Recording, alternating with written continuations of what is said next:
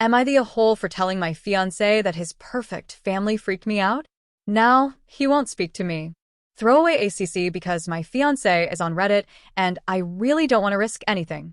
27F, recently met my fiancé's, 31M, family for the first time. We have been together for 4 years, but the timeline of our relationship has been a bit unconventional. We spent 2 of those years living in my home country while I was finishing up my graduate program. During those 2 years, he was a fixture in my life and my family's life. He came to every birthday, every holiday dinner, and even stayed with my parents for 3 weeks during a summer break. My parents adore him. They call him their American son. After I finished my graduate program, we moved back to his country. We didn't settle in his home state, though, which meant meeting his parents wasn't as simple as a Sunday dinner. Throughout our entire relationship, I kept asking to meet them. It felt like a natural progression. He's met my parents multiple times. They flew out to see us when we moved, and he's always been so open with them. Every time I brought up making a trip to see his family, he always had a reason to delay. It was never a no, but it was always a not yet. He said they're just very private people, or kind of old-fashioned, and he insisted that we should wait until we're engaged so they would take the relationship seriously. At the time, I thought it was weird. I mean, 4 years is a long time to wait, but I figured some families just have different boundaries or traditions. I'm from a culture where family is everything, so I didn't want to overstep. I wanted to respect his pace and his understanding of his own parents. Well, we're engaged now. The ring is on my finger, and we're planning a life together. There were no more excuses left. Last weekend, we finally made the trip to his hometown. It's a small, quiet place, the kind of town where everyone seems to know everyone else's business, but it feels strangely empty at the same time. From the moment we pulled into the driveway of his childhood home, something felt really off. It wasn't a bad vibe in the sense of being unwelcoming. In fact, it was the opposite. But my internal alarm system was ringing at a frequency I couldn't ignore. They weren't rude. I want to preface by saying that clearly because I know how it sounds. I know that if I tell this to a friend, they'll say, "Oh, you're just complaining that they were too nice?" Some people have monster-in-laws, but it's the degree of nice. It felt contrived, performative, and honestly a little scary. When we walked through the door, his mom didn't just greet me, she practically consumed me. Before I could even get my shoes off, she was there. She kept hugging and touching me, stroking my arm, and holding my hands between hers like I was a fragile antique she had finally acquired after years of searching. She kept asking what she could do for me, how she could make me comfortable, and repeating how nice it was to finally meet me. She didn't just say it once. She said it 10 times in the first 20 minutes. The intensity was jarring. I'm used to affection, but this felt like she was trying to melt into me. His dad, meanwhile, barely said a word to me. He stood in the background, leaning against the kitchen counter, just watching. He didn't offer a hug or even a handshake at first. He just nodded. That juxtaposition was a lot to take in, one parent physically and verbally over-indexing on affection while the other was a silent statue. I felt love-bombed. The first evening, the niceness went into overdrive. At dinner, I realized she had made all my favorite foods. I'm talking about specific dishes from my home country that aren't easy to find ingredients for in a small American town. I had mentioned these meals in passing to my fiancé months ago, maybe even a year ago. She must have taken notes or interrogated him. Throughout the meal, she didn't really eat. She just watched me. She kept anxiously asking if anything was wrong, if the seasoning was okay, if the texture was right. If I took a single sip of water, she was up and reaching for the pitcher to refill it before the glass even touched the table. At one point, I happened to look at her shirt, a simple silk blouse, and I said, "That's a lovely color on you." She immediately started reaching for the buttons. "I'm not joking," she said. "Oh, do you like it? Take it. Please, I want you to have it. I'll go change right now." I had to awkwardly reach across the table and tell her no, please don't do that. I was just giving a compliment. She looked almost hurt that I wouldn't take the literal shirt off her back. She kept insisting that nothing was too much for family and that what's mine is yours now. I thought maybe she was just incredibly anxious to make a good impression because we had waited so long to meet. I tried to tell myself that. His little sisters were there too. They are teenagers, but they didn't act like any teenagers I've ever met. They sat perfectly straight, asked polite, scripted questions, and smiled in unison. It felt so surface level, like they were reading from a brochure on how to interact with a guest. "Do you enjoy the climate here? What is your favorite hobby?" Every time they started a conversation that felt even remotely natural, his mom would jump in and dominate the narrative. She would answer for them or steer the conversation back to me and my fiancé. The whole weekend kind of felt like a high-stakes job interview. It wasn't just small talk, it was targeted. She would ask things like, "What are you looking for in a marriage? And do you believe in staying together no matter what happens?" She asked, "Have you heard much about our little town?" And when I said no, because I'm not from the US and had never even heard of the state before I met him, a palpable, physical sense of relief washed over her. Her shoulders dropped. It was like I had passed a test by being ignorant. Then things got even weirder during lunch the next day. She started asking about my past relationships. Now, my fiancé and I have a very open relationship, so he knows my history, but I don't usually discuss my exes with my future mother-in-law over sandwiches. She was intensely interested in why my past boyfriend and I broke up. I tried to keep it vague, saying we just grew apart or wanted different things. But she wouldn't let it go. She leaned in, looking me dead in the eyes, and asked, "How hard did you fight for it? Or did you just leave?" The way she said it sent a chill down my spine. It didn't sound like a question about my past. It sounded like a warning for my future. It felt like she was checking for flight risks, making sure that if things got difficult with her son, I wasn't the type of person to walk away. I just felt oddly interrogated and coddled at the same time. They were feeding me and hugging me while simultaneously digging into my psyche. My fiancé was the most unsettling part of all. This is a man I've lived with for years. I know his moods. I know when he's tired, happy, or stressed. But in that house, he was a ghost. He barely spoke. He didn't jump in to save me from the awkward questions. He didn't joke around with his sisters. Anytime I looked to him for reassurance or caught his eye to signal help me, he just gave me this tight, empty smile and looked down at his hands. It was like he was trying to become as small as possible, so he wouldn't be noticed. It was not like him. At all. By the second night, the weight of the atmosphere was crushing me. The air in that house felt thick, like there wasn't enough oxygen. We were finally alone in the guest room, and I could feel my heart racing. I told him I was feeling kind of weird, and that I wanted to go home early. I suggested we leave the next morning instead of staying through the afternoon. He looked at me with a look I've never seen before, defensive and cold. He asked me why. I tried to be as diplomatic as possible because I didn't want to hurt his feelings about his family. I told him that maybe I'm just not used to American socializing, that I just feel a little tired and overwhelmed. I said, "Your family is really, really nice, and I'm just not sure how to handle that level of intensity. It feels a bit much for me right now." I thought since we've always emphasized honesty, we could talk about it. Maybe he could explain that his mom is just like that, or that they were nervous. Instead, he got angry. He told me I was being dramatic, rude, and xenophobic. He said his family had gone out of their way to make me feel welcome, and that I was being an ungrateful brat for finding fault in people being kind to me. I was shocked. I tried to explain that I was grateful for the food and the hospitality, but that the questions about my exes and the shirt-off-her-back stuff felt performative. He just snapped that he was done talking about it and turned his back to me in bed. He didn't touch me for the rest of the night. The drive home was the longest, most silent 4 hours of my life. I tried to play music, but he turned it off. I tried to point out things out the window, and he just stared straight at the road. He won't talk about the trip anymore. In fact, he will hardly even talk to me at all. He's treating me like I've insulted his entire heritage. Meanwhile, his mom has been texting me nonstop. Since we pulled out of their driveway, my phone hasn't stopped buzzing. "I hope you got home safe, sweetie. I'm already missing your beautiful face. I hope you liked the leftovers I packed. I hope you and fiancé won't wait too long to get married and have kids. Life is so short." Each text feels like a needle. It's so much love from someone who doesn't actually know me, and it feels like it comes with strings attached. I just feel so unsettled. My fiancé thinks I am an ungrateful asshole for not reciprocating the warmth of his family, and maybe I am. Maybe I'm just cynical? But the way he changed the moment we entered that house, and the way he's acting now, makes me feel like I've stepped into a script I haven't read yet.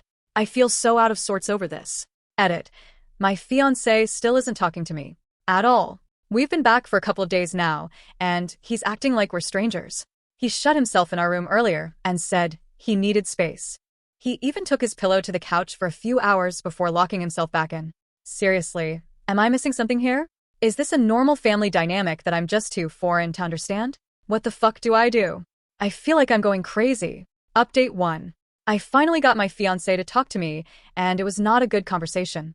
I apologized again for coming across as ungrateful, and he said that the way I reacted to his family told him everything he needed to know about why he was so reluctant to let me meet them in the first place. He said I should be grateful they welcomed me with such open arms and that I needed to remember that the only reason I'm doing so well in this country is because I am dependent on him to be here. That part didn't just come out casually either.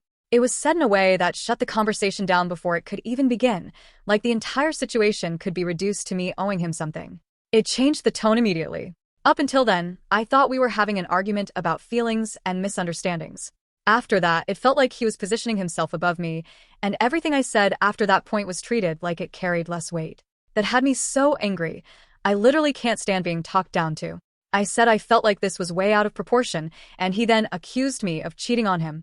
He demanded to see my phone because apparently, according to him, I am intentionally trying to sabotage our relationship by saying his family is too nice so that he'll call off the engagement. I can call him the asshole, and I get to go off with my so-called fling. It came out of nowhere. There was no build-up to that accusation, no previous concerns about trust or anything like that. It jumped straight from me expressing discomfort to him, deciding that there must be some hidden motive behind it. The logic didn't make sense, but he spoke about it like it had already been proven in his head. I am not a cheater, so I said go ahead, look through my phone. He didn't hesitate. He took it and went through everything. Messages, apps, search history, even photos. It wasn't quick either.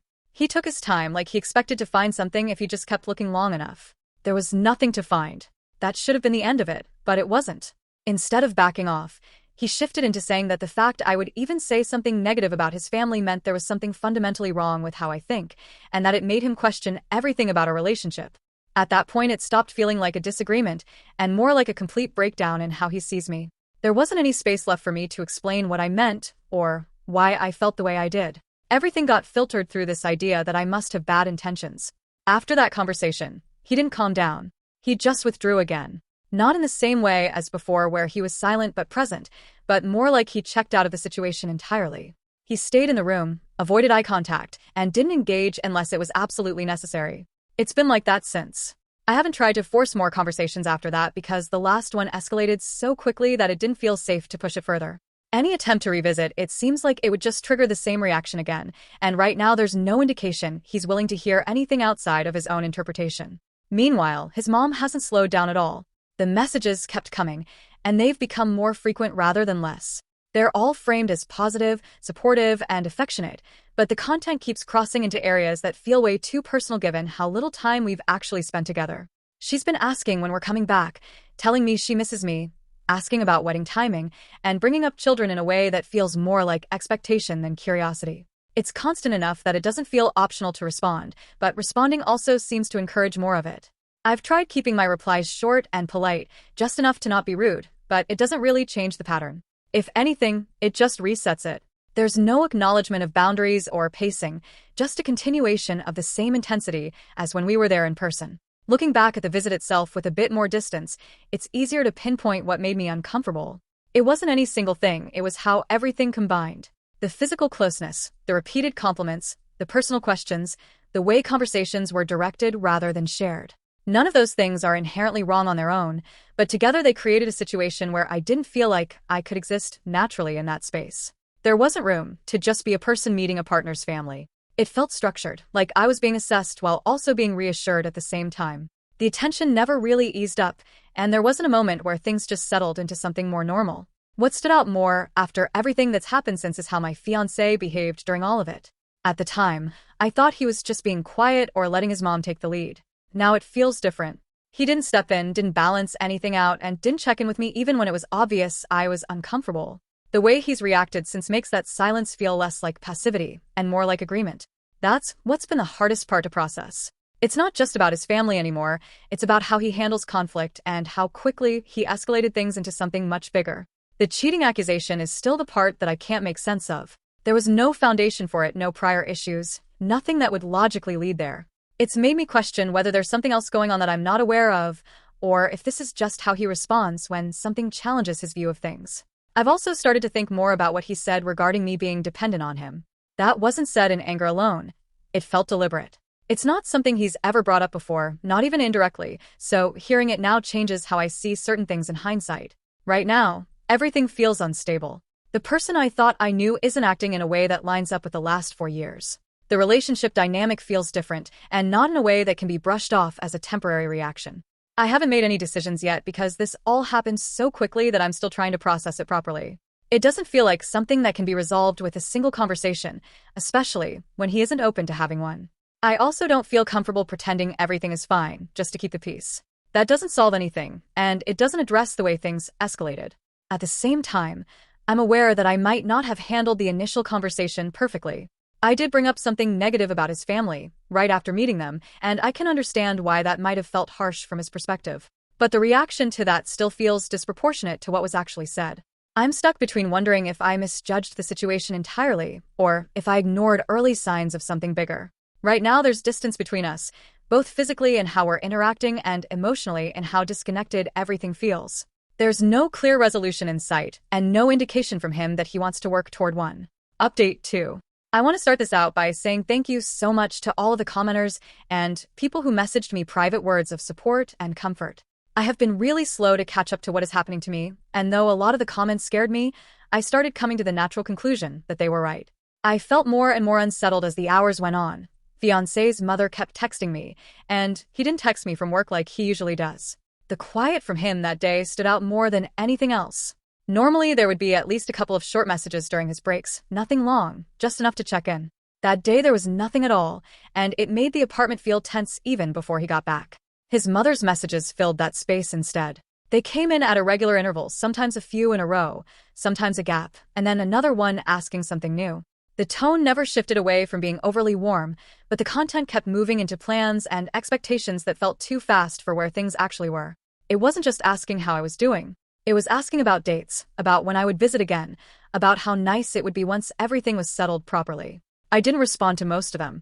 I read them, put my phone down, and tried to decide what to do next. It felt like anything I said would either encourage more or create another argument later. There wasn't a neutral option. He got back late. His job is labor-intensive and requires long hours. When he got back, I was waiting and told him I wanted to talk right now because the way events are unfolding is unacceptable to me, the effort I've put into our relationship, and is leaving too many questions unanswered and creating even more. He instantly lit up and demanded to see my phone again. I said I would not give him my phone unless he gave me his, and he vehemently denied, saying I was the one causing problems, so it was his right to look through my phone, not his. The way he said it wasn't just defensive, it was absolute. There wasn't any attempt to meet in the middle or even acknowledge that it was a two-sided request. It was framed as something he was entitled to, and something I had no right to question. That shift in how he spoke made the whole interaction feel different from anything we had before. It wasn't a disagreement between two people anymore. It was one person deciding what the rules were in that moment. At that point, I was starting to feel really scared of him. I am physically much smaller than him, and this has never felt more apparent to me than in that moment. He was speaking really loudly and really closely to me, telling me that his family and him were willing to give me a second chance if I behaved better this time, that he knew I had it in me to be polite because I always acted that way back in my home country, and that no one else in America would put up with this bullshit, so I should consider myself lucky he didn't do more to expose my cheating. I asked if he was threatening me, and he again demanded to see my phone. I said no, though not as firmly as the first time, and he stormed off to the bathroom and turned the shower on. The apartment went quiet again after that, but it didn't feel the same as earlier in the day.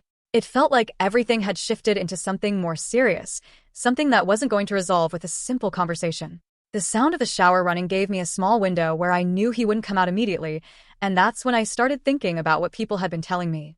I had brushed off the suggestion to look into his past earlier because it felt extreme at the time. It didn't seem necessary when the issue felt like a communication breakdown. But sitting there in that moment, after everything that had just happened, it didn't feel extreme anymore. It felt like something I should have done already. I opened my laptop and started searching. It didn't take long to find something, which made it worse. There were articles from years ago, not recent, but still there.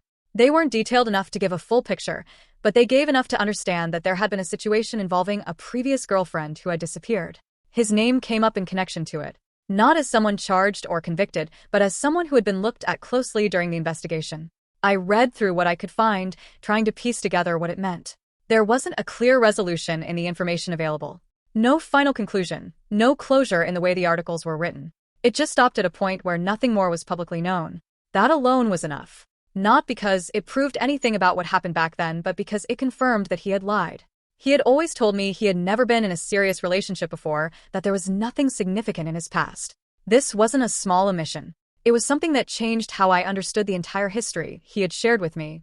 The realization didn't come slowly. It hit all at once. Everything from the past few days started lining up in a way that it hadn't before. The reluctance to introduce me to his family, the intensity of that first meeting, the way they interacted with me, his reaction when I questioned it, the sudden accusations, the insistence on checking my phone. None of it felt isolated anymore. I was genuinely so scared that I started shaking. I couldn't think or do anything. It was the middle of the night, and he was in the shower, and I was just so scared. I really miss my mom and home so much more than I have since I left.